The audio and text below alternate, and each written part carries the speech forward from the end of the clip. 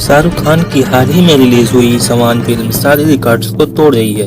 इस फिल्म को जनता से भी भरपूर प्यार मिल रहा है, लेकिन क्या आप जानते हैं कि इस फिल्म में दिखाई गई आधी से ज्यादा घटनाएं असल जिंदगी से इंस्पायर्ड हैं।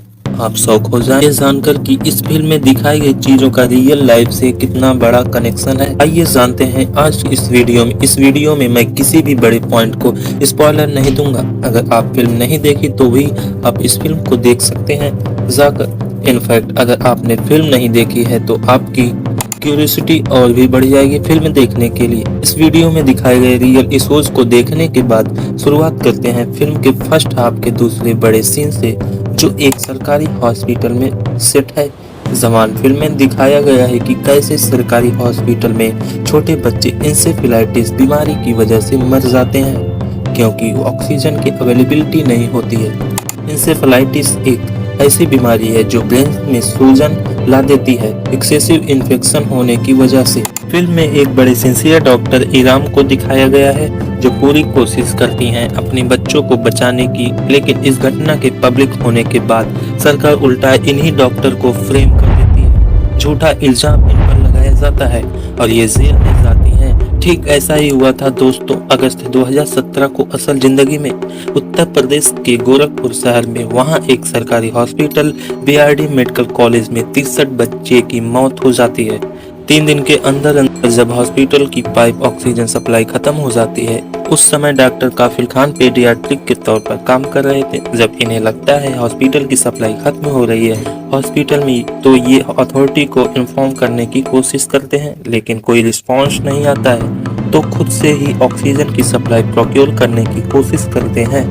अपने खुद के एक्सपेंस पर इन्हें एक रियल लाइफ हीरो की तरह देखा जाता है, लेकिन जब इस इंसिडेंट की खबर मीडिया में आती है तो इसके बाद इल्जाम डॉक्टर काफिल पर ही डाल दिया जाता है। सरकार इन पर आरोप लगाती है मेडिकल नेग्लिजेंस ऑफ करप्शन का। इन्हें अपनी नौकरी से सस्पेंड कर दिया जाता है, अरेस्ट किया जाता है और फिर ये 9 महीने जेल में रहते हैं। एक इंटरव्यू में बताते हैं कि जेल में कितनी बेरहमी से मारा पीटा गया। 4-5 दिन तक इन्हें भूखा रखा गया। इतनी बुरी हालत थी कि अपने कमर पर महीनों तक सो भी नहीं पाते थे। Naked, they used to beat me with a stick.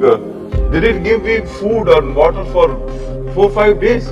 कि कोई एविडेंस नहीं है कि इन्होंने कोई गलती करी है। 2017 में एक इंक्वायरी पैनल लगाया जाता है इन्वेस्टिगेट करने के लिए। वहां पर भी कहा जाता है कि इनके ऊपर लगाए गए आरोप बेसलेस हैं, इनकंसिस्टेंट हैं। इनफैक्ट इसी पैनल पर रिपोर्ट में लिखा होता है कि 11 और 12 अगस्त को कैसे ऑनेस्ट एफर्ट की वजह से 500 से ज्यादा जंबो ऑक्सीजन सिलेंडर इस हॉस्पिटल में आ पाया। अलग अलग कंपनियों से जवान फिल्म में दिखाया गया है कि जैसे कोई ऑप्शन नहीं बचे थे तो एम्बो बैग्स दिए गए थे पेरेंट्स को। ये भी चीजें असली में हुई थी। एम्बो बैग्स एक आर्टिफिशियल मैनुअल ब्रीथिंग यूनिट होती है जिसका यूज पॉजिटिव प्रेशर वेंटिलेशन को डिलीवर करने के लिए किया जाता है इन्फेक्टेड पर्सन्स को।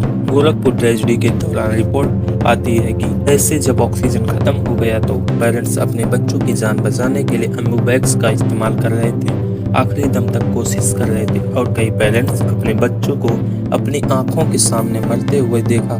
डॉक्टर काफिल का कहना है कि उन्हें स्केप गोट बनाया गया था कि ये एक मैनमेड ट्रेजेडी थी। 30 दिन से ज्यादा चिट्ठियां लिखी गई थी बीआरडी मेडिकल कॉलेज की अथॉरिटी को और यूपी सरकार को। 63 लाख रुपए की बिल ऑक्सीजन सप्लायर्स का पेंडिंग था जो उन्हें पे नहीं किया जा रहा था महीनों से, और बार बार चिट्ठियों में यही चीज बताई गई ऑक्सीजन सप्लायर्स को कि बिल पे कर दो ताकि ऑक्सीजन सप्लाई आती रह सके हॉस्पिटल में। इस गोरखपुर ट्रेजेडी होने से सिर्फ एक दिन पहले ही 9 अगस्त को यूपी के सीएम आदित्यनाथ खुद इस हॉस्पिटल में गए थे, जिसमें सरकारी हॉस्पिटल्स की हालत बहुत खराब है। ये अक्सर हम सुनते हैं कि एक्चुअली में कितनी खराब है और उसका क्या इम्पैक्ट पड़ता है लोगों की जिंदगियों पर, ये हमें पता चला इस जवान फिल्म से और गोरखपुर ट्रेजेडी से। आइए कुछ नजर डालते हैं गोरखपुर ट्रेजेडी डेथ रेट पर।